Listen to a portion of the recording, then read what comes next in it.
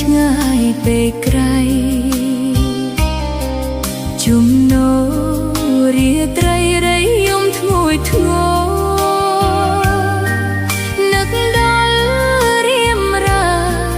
ទឹកភ្នែកអូនហូរអាសូរស្នាមស្នេហ៍រសាត់ទៅសែនឆ្ងា